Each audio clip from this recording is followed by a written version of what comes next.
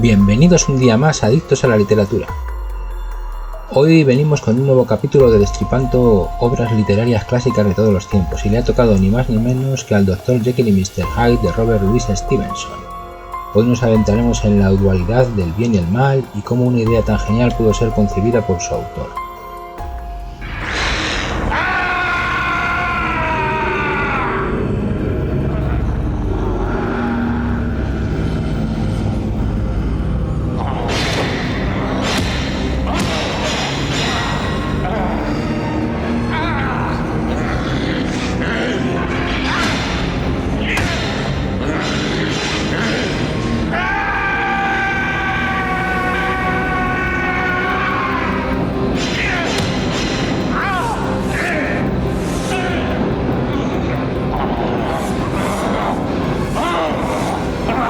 Como siempre, lo que nos interesa hoy es indagar en cómo Stevenson concibió esta fantástica idea y consiguió llegar a realizar esta obra que se ha convertido en uno de los grandes clásicos de la literatura universal.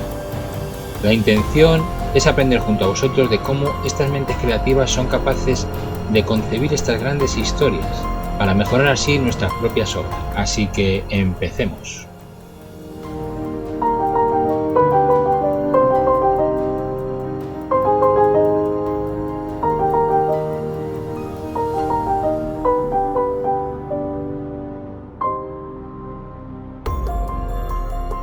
Robert Louis Stevenson nació el 13 de noviembre de 1850 en Edimburgo, Escocia, en una casa ubicada en el número 8 de Howard Place. Fue hijo único de un abogado y constructor de faros, Thomas Stevenson, y de Margaret Isabella Balfour. Los padres de Stevenson eran presbiterianos, por lo que tuvo una infancia no solo acomodada, sino también profundamente religiosa. La salud de su madre, así como la suya propia, estuvieron siempre marcadas por una debilidad congénita que les hacía especialmente proclives a todo tipo de enfermedades pulmonares y respiratorias. Esto obligó a la familia a mudarse en varias ocasiones en busca de climas más benignos. En 1852, dado que la madre no podía ocuparse demasiado bien de la crianza del joven Stevenson, no les quedó más remedio que contratar a la niñera Alison Cunningham, a la que desde entonces la llamaría Stevenson cariñosamente como Cammy. Calvinista austera y amante de las historias truculentas y de terror, fascinó rápidamente al joven Stevenson con sus historias y relatos, lo que, unido a las otras historias que le contaban habitualmente en la iglesia sobre Caín y Abel, el libro de Daniel o sobre el diluvio universal, supuso claramente el pozo inicial sobre el que se asentó su imaginación infantil, y marcando así su posterior obra cuando ya fue adulto. Louis Stevenson llegó a apreciar tanto a su niñera que con 35 años le dedicó su obra A Child's Garden of Verses, lo que indica claramente la gran influencia que tuvo esta mujer sobre él. Cuando Stevenson tuvo edad suficiente, ingresó en la Universidad de Edimburgo como estudiante de ingeniería náutica. Sin embargo, no es que él escogiese precisamente esa carrera, sino que se vio un poco obligado porque su padre era ingeniero. ¿Qué ocurrió con esto? Pues que poco tiempo después abandonó la carrera porque realmente no le gustaba e intentó entonces estudiar Derecho.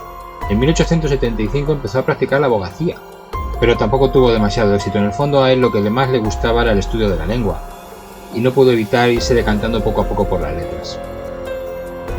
Lamentablemente, la salud de Stevenson siguió siendo un problema, y pronto aparecieron en él los primeros síntomas de tuberculosis, lo que le obligó a iniciar una serie de viajes por el continente en busca de un mejor aire. En 1876, a los 26 años, en Grève, Francia, conoció a Fanny Osborne, una norteamericana que estaba separada. Stevenson y Fanny se enamoraron. Fanny se divorció poco tiempo después y la pareja pudo casarse en 1880, viviendo un tiempo en Calistoga, en el lejano oeste, donde Stevenson aprovechó para escribir historias de viajes, aventuras y romances.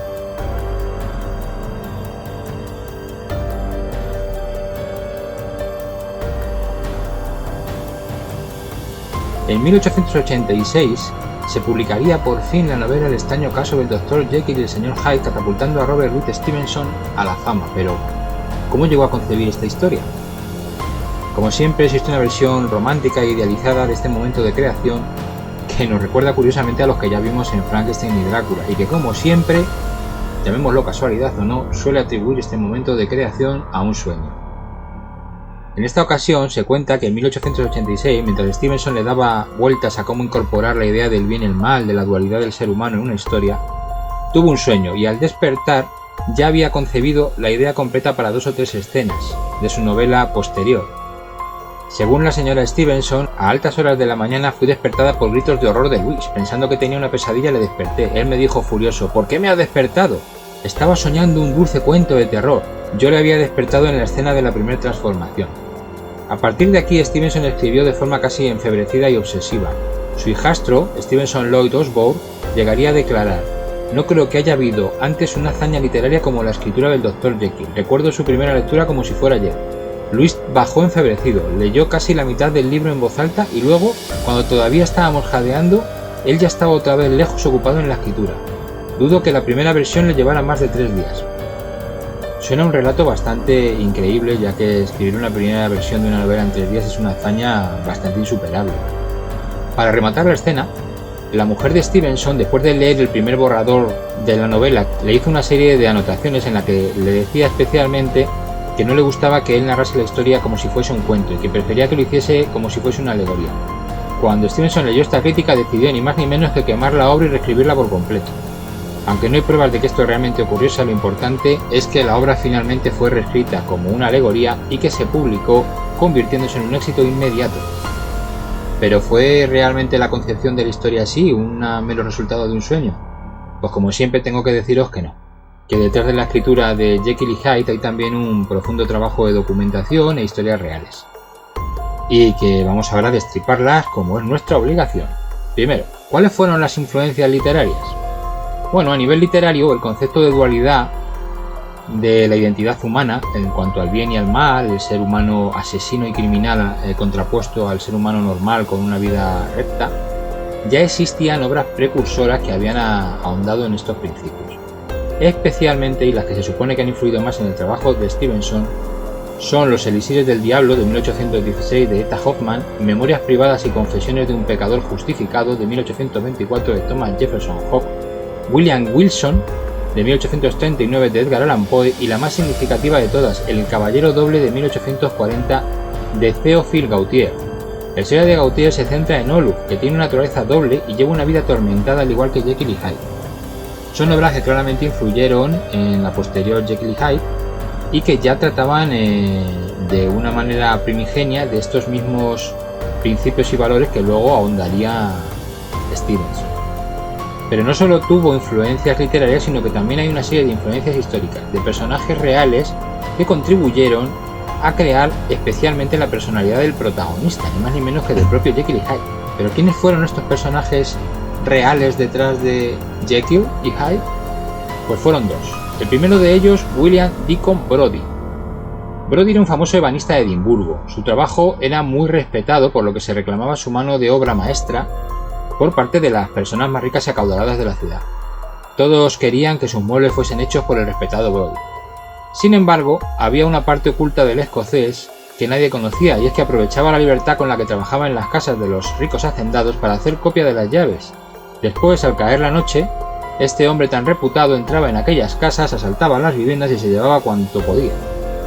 Tras ser pillado con las manos en la masa, William Deacon Brodie fue detenido y condenado a la horca. Con esta historia de un respetado ebanista por el día y despiadado delincuente por la noche, se estaban sentando las bases de lo que sería la doble personalidad de Jekyll y Hyde, y Robert Louis Stevenson se sintió claramente influido e impresionado por esta historia que él conocía ampliamente. El segundo de los personajes es Eugène Méry Chantrel. Stevenson conocía a Eugène Chantrel, era un profesor francés afincado en Edimburgo, donde el propio Stevenson vivió gran parte de su vida. No hace falta tener mucha imaginación para comprender el asombro del escritor cuando se enteró de la detención de Eugène por envenenar ni más ni menos que a su propia esposa con opio. Existe la declaración de un escritor llamado Jeremy Hodges, que conocía a Stevenson y que estuvo presente durante el juicio a Eugène Chantrel, y que declaró que el propio Stevenson presenció todo este juicio con una cara de asombro que comparó con el asombro que debió de sentir el Dr. Jekyll ante los actos de Edward Hyde. Para colmo, durante el juicio se llegó a pensar y a sospechar que el profesor Chantrel no solo había asesinado a su mujer, sino que había cometido otros asesinatos tanto en Francia como en Gran Bretaña, donde había envenenado a sus víctimas con un delicioso plato de queso tostado y opio. Parece imposible negar que el descubrimiento de Stevenson de cómo un amigo suyo, un amigo personal, había mantenido una doble vida delante de él sin darse cuenta, como hombre respetable por el día y asesino despiadado por la noche, es claramente prácticamente lo mismo que se relata en su novela, donde un abogado descubre que uno de sus mejores amigos ha sido exactamente eso, un hombre reputado por el día y un despiadado monstruo por la noche. Estamos ante una influencia clarísima sobre su obra. Y una vez más, con esto se comprueba que la inspiración, aunque puede provenir de sueños o de una imaginación afortunada o de esa musa famosa que todos queremos que nos visite, no es nada si no se asienta sobre un trabajo duro, un trabajo de documentación y experiencias reales. Se dice que Stevenson fue capaz de reescribir su obra en solo 3 días, en una hazaña literaria realmente incomparable, y que luego la refinó trabajando en ella durante 4 a 6 semanas. Sea como fuere, el manuscrito fue vendido en un principio en una edición rústica por un chelín en el Reino Unido y $1 en los Estados Unidos. No se esperaba que fuese un gran éxito, de forma que las tiendas no hicieron provisión de ejemplares, hasta que una crítica favorable apareció en The Times el 25 de enero de 1887. A partir de ahí, durante los siguientes 6 meses se vendieron cerca de 40.000 copias, y ya en 1901 se estimaba que se habían vendido más de 250.000, una auténtica barbaridad para la época en la que estamos hablando. Un bestseller, sin duda. Después de este gran éxito, Robert Louis Stevenson mantuvo una prolífica y exitosa carrera literaria, pero lamentablemente su salud no dejó de atormentarle el resto de sus días. Fue también un gran ensayista, con ideas progresistas, que se definía a sí mismo como socialista y que participó activamente en la política de su época. En 1888 se trasladó con su familia a las islas del Pacífico, estableciendo su residencia en Samoa, donde fue conocido como Tusitala, el que cuenta historias. Stevenson murió en 1894 de una hemorragia cerebral, una hora después de terminar de dictar a Osborne, su hijastro, un párrafo de su novela más ambiciosa, Weir of Hermiston.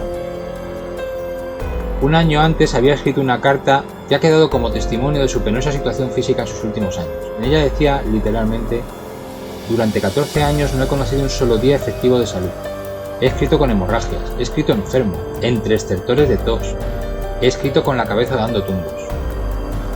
Su ataúd fue llevado a pulso por los nativos hasta el Monte Bala, a un lugar poco accesible que había elegido para ser enterrado. Poco después se construyó sobre su tumba un mausoleo, donde se escribió el texto que él mismo redactara como epitafio. Aquí yace donde quiso yacer. De vuelta al mar está el marinero, de vuelta del monte está el cazador. Y hasta aquí el destripamiento literario de hoy. Espero que os haya gustado y sobre todo que os haya sido útil, para ir poco a poco perfilando vuestras propias historias y aprendiendo cómo tener esas ideas que estoy seguro que vais a tener y que os van a ayudar a hacer grandes obras literarias. Así que bueno, suscribiros si aún no lo habéis hecho dando a la campanita, como siempre, y os espero aquí de nuevo la semana que viene.